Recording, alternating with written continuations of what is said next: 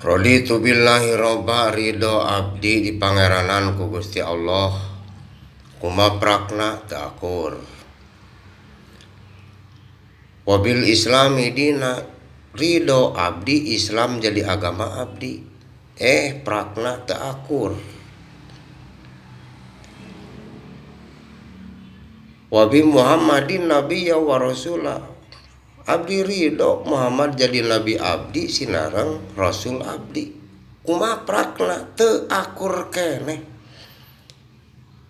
Wabil Qur'ani imama. Abdi ridho Al-Qur'an jadi imam abdi. Prakna teu akur keneh. Tuluy kumaha atuh supaya akur. Hayangna kumaha? Eta janji urang ka diri urang. Kitu bahasana